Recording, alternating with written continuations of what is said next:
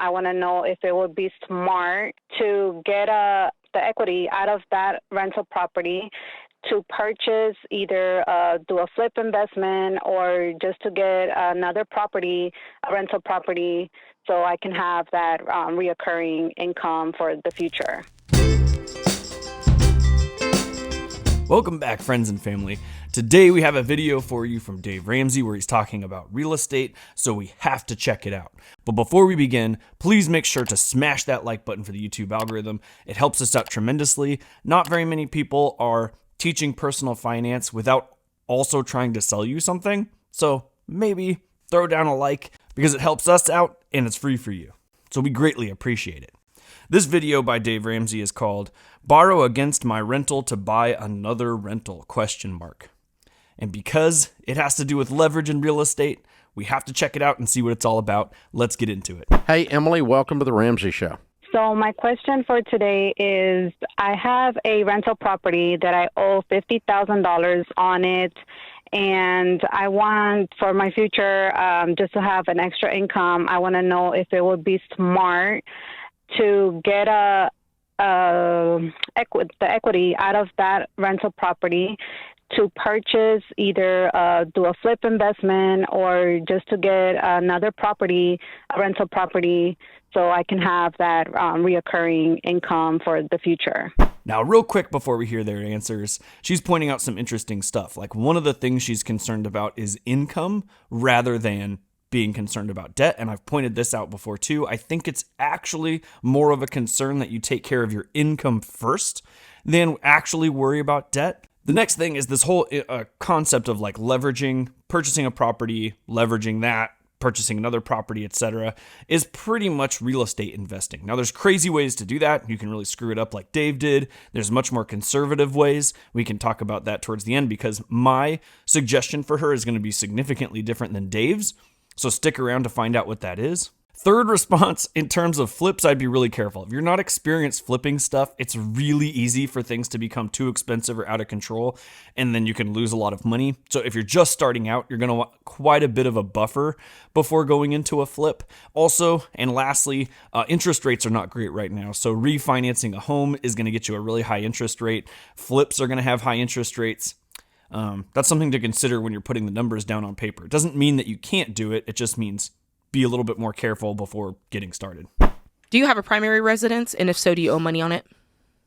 Yes, but the thought is that we pay off the rental property and in a couple of years move into it and sell the house that we're living in now, because the house that we're in now, we purchased it because, you know, we have a lot of kids and soon, you know, they'll be out. So what do you we will owe move on it? back in on our house now that we live in. We owe $200,000.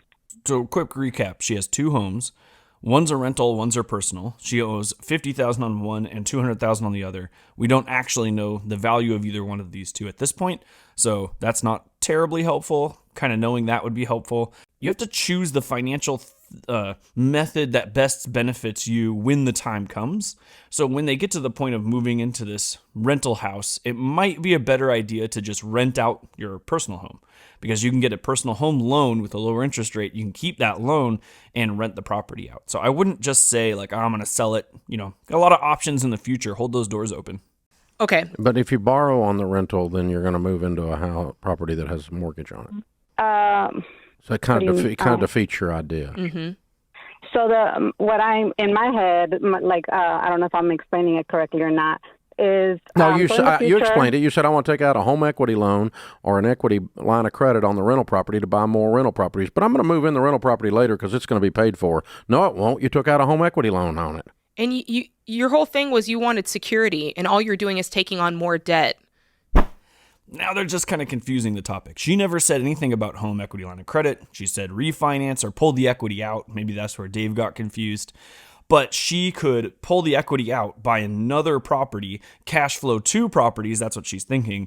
Maybe pay down the loans over time. When she sells her own personal property, she's going to get equity out of that and then maybe pay the loans off. It's not personally what I would do, but, you know, I mean, it makes mathematical sense and Dave's wrong here because he's not really waiting long enough to hear the whole answer. He's just kind of jumping in before he hears it all.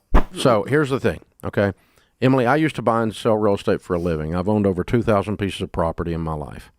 I went bankrupt when I was 28 years old doing the crap you're talking about doing, only I did it with like 100 plus properties while you're doing it with one. So what I figured out from that is that the shortest distance between where you are and wealth and security is not more borrowed money. Borrowed money adds risk and stress to your life and the chance of failure to your life. Debt-free moves you the other way. And when you're debt-free, you don't have any payments. You have a cash flow that's unbelievably wonderful. So if I were you, I would work to get both of these current properties paid off, and then if I wanted to buy more rentals, I would save up and pay for them. That doesn't move as fast as your plan, but it also doesn't wreck the car, which your plan can do. How much equity is in the rental? 348,000. You want to know? I'm going to just tell you what Jade Warshaw would do. I'd want my primary mortgage paid free and clear. When are you going to sell the current house? The one that I live in now? Yeah, you said you're going to sell it and move into the rental, remember? Well, that's in a couple of years. No, not move. Well, What's in a couple of years. What's a couple of years? 5 or 1? Well, no, my kids are still, the oldest is 15. So I'm, like I said, once they get. How old is the youngest? 2. Oh yeah, this is not moving. This is long term. This is what Jade would do. I would get rid of this rental, take the equity, and pay off my home because you're going to be in there the next 10 years. Your kid is 2. Yep. And then when you get that house paid off, if you want to buy some rentals or do some flips, you do them. Well, she's going to have extra money. You do them with cash. She's still going to have money left over, so maybe you're going to be there so much faster. You can get another rental. Absolutely. And pay cash. Absolutely. That's what I would do. That's so opposite of what you called about that you're not going to do it, but that is what you should do. All right, that's the end of the video. So first and foremost, I've made an agreement recently with you guys and with myself that if someone calls the Dave Ramsey Show and asks the questions, about investing into things, with a higher degree of financial literacy, and they're asking questions of Dave about things like debt and investing, you should just do what Dave says. I said that last time. Do what Dave says. You called, so do what he says. There's tons of materials out there that'll help you understand what she should be doing. And she chose the guy that's going to tell her, don't take debt out in any circumstances. In fact, risk whole portions of your life to ensure that you're debt free. Because we talked about this before. It's not debt isn't the only thing that you risk financially in your life. One of the biggest risks in your life is relying on a single source of income, just having that job. If that job goes away, what do you do? If you don't have an answer to that question, if you're not ready to figure out how to live or maybe even downsize your lifestyle or figure out how to survive without an income at all, then income is probably your biggest priority. And she called with that mindset like, hey, I feel like I need more income in the long term. I'm a little nervous about just having this income now. If we get more properties, we can increase cash flow. And she is thinking long term, which good for her. Definitely not moving into that rental property for a while. I wouldn't shut any doors like we're going to sell this or do this. You got tons of time to figure all that stuff out. My biggest question, she got tons of equity in this property. I would love to take the equity out. But the interest rates are not great right now. I have a couple of properties with equity in it that I could take out, but the interest rates just don't thrill me too much. So I'm kind of leaving it there for the moment.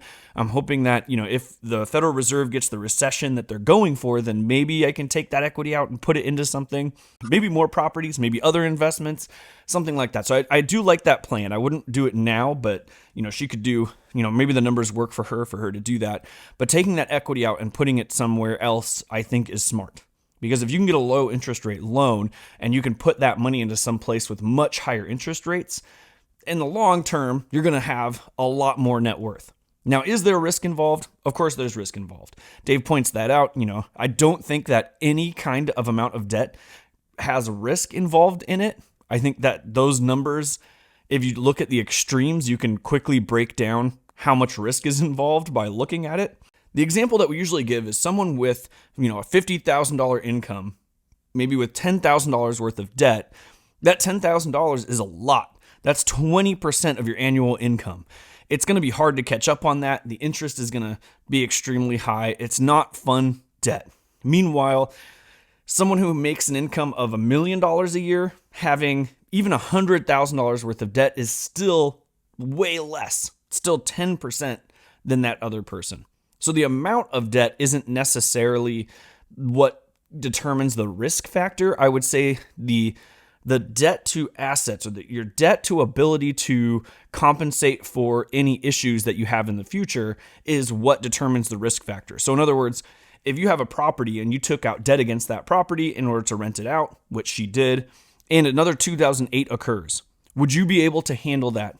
Like, let's say rents dramatically dropped and you had to compensate for that for a while. Or maybe you lost a bunch of equity in the property and you had to compensate for that. You know, what's your game plan for if that occurs? And if you don't have one, then yes, debt is high risk. So one of the questions they didn't ask her that I find extremely important is, what other assets do you have? Do you have things to make sure that you're safe and secure? Because if you don't, it might be worth just taking the equity out, and this is my answer.